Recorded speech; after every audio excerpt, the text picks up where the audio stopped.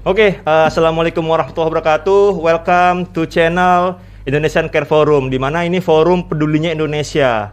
Dan perkenalkan, saya PW Pujasera, saya akan memimpin menjadi host untuk membahas materi saat ini adalah jurus jitu Indonesia menghadapi COVID-19.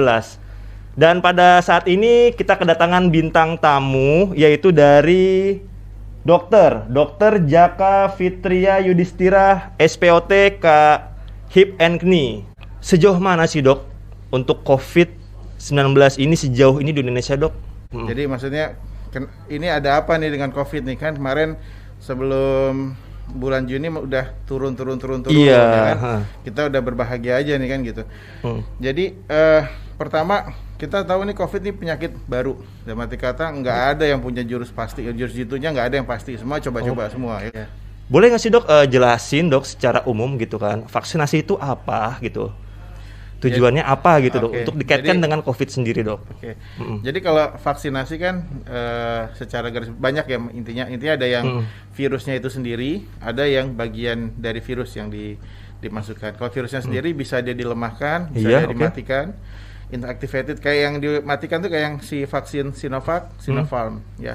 Kalau bagian dari ini, bagian dari virusnya, ada yang pakai teknologi mRNA. Jadi mRNA ini ada kode genetik, begitu dia masuk dalam tubuh, dia merangsang pembentukan protein dari si kuman. Nah, protein ini nanti dia ngasih gambaran nih, oh nanti kalau datang si kuman ini, antibodinya ini akan nyerang si protein ini. Nah, yang pakai teknologi ini Moderna, Pfizer, yang banyak digunakan di Amerika itu ya. Sebenarnya si AstraZeneca juga begitu nih. Teknologinya bukan virus langsung yang dimasukkan. AstraZeneca juga. Gitu. Jadi itu secara garis umum. Jadi ada perkenalan lah kita virus, ada dilemahkan atau bagiannya untuk ngerangsang produksi antibodi kita supaya nanti kalau kena beneran kita udah kenal nih. Jadi kita udah lebih siap. Jadi ada harapannya tuh kita nanti kalau kata kena jangan sampai meninggal minimal. Jadi sebenarnya kalau ditanya kenapa sekarang naik lagi ya balik ke kita juga. Kita sudah protokol yang 3M yang 5M ini sudah nggak ini lagi gitu. Ya mungkin satu sisi juga disiplin buat prokesnya udah mulai kendur dok ya. Ya betul. Iya ini makanya saya sangat menghargai pemerintah dalam arti kata gini, dia Bapak Presiden menerapkan PPKM ini terus juga mengejar vaksinasi gitu ya. Kita kan semuanya yang penting ada dasarnya. Kita berusaha supaya jangan sampai ini orang jatuh ke parah atau kritis atau meninggal gitu. Nah terus nanti misalkan di rumah nih, apa yang perlu dilakukan? Satu ya istirahat harus cukup. Yang kedua makanan ya harus yang bergizi ya. Terus yang kedua vitamin C sama vitamin D. Ya, terus sekarang itu saya ada temen WA saya, tolong dong minta antivirus ini. Saya bilang coba dong di puskesmas. Mungkin dia nganggap remeh, dapat kata kok kita mau minta tolong malah disuruh ke puskesmas. Akhirnya betul kita cariin di rumah sakit saya bertugas. Kita tanya perawat, oh iya kita bisa asalkan bawa KTP, bawa ini gitu ya. Itu kita dapat info di hari H gitu. Besoknya pas dia datang, oh maaf obatnya sudah terbatas untuk pasien yang terkena rumah sakit. Akhirnya dia dapat obatnya dari mana? Dari puskesmas. Saya malah ketahuin kenapa nggak coba dari puskesmas tadinya, saya bilang gitu. Jadi jangan jauh-jauh gitu loh. Pemerintah ini sudah macam-macam, udah aplikasi online gitu kan, ada puskesmas. Lah ini kan obat bukan obat yang dia udah nyoba ke apotek besar nyari obat ini, ya nggak ada. Lah ini kan bukan masalah uang, ini masalah ada apa nggak ada. Gitu. Mau di apotek besar kalau obatnya habis mau gimana kan gitu. Terus juga dok, ini ada yang menarik sekali dok, fenomena di suku Baduy dok. Pernah dengar atau baca beritanya nggak dok? Bahwa dari awal COVID sampai sekarang tuh 100% tidak ada yang positif.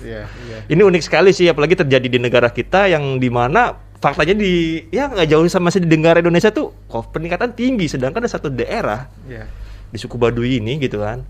Faktanya memang ya sudah dikonfirmasi oleh Dinkesnya bahwa Dinkes nggak kerja sendiri, ada Satgas juga ya, dari kepolisian juga ada kalau tidak salah saya baca gitu ya.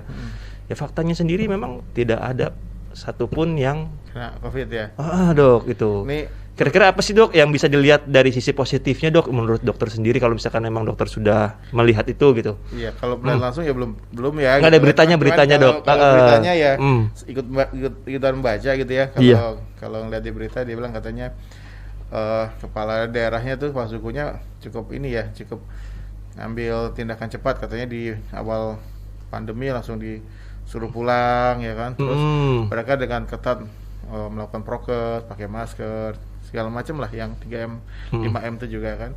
Terus mereka katanya juga ada ritual bareng-bareng keagamaan. Nah ini juga penting nih. Jadi kalau kita pikirannya tenang gitu kan, terus kita berdoa gitu, itu ada loh di pelajarannya di dunia kedokteran gitu, bahwa ketika kita positive thinking, ketika kita berdoa gitu, imunitas kita itu bisa membaik, meningkat.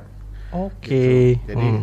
Jadi kalau dulu tuh saya baca di buku kedokteran dia bilang ketika orang kanker nih terus dia berdoa segala macam, tiba-tiba kankernya hilang karena ternyata dicek sel-sel imunnya meningkat, salah satunya misalkan natural killer cell gitu. Jadi ini penting juga gitu.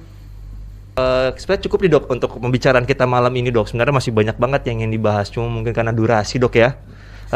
Dan juga buat teman-teman nih, terima kasih sudah menonton di channel ICF TV channel ini.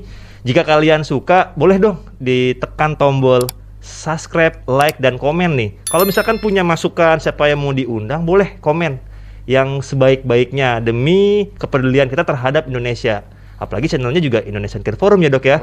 Oke, terima kasih ya buat teman-teman semuanya dan sampai jumpa di episode selanjutnya. Safe and healthy ya.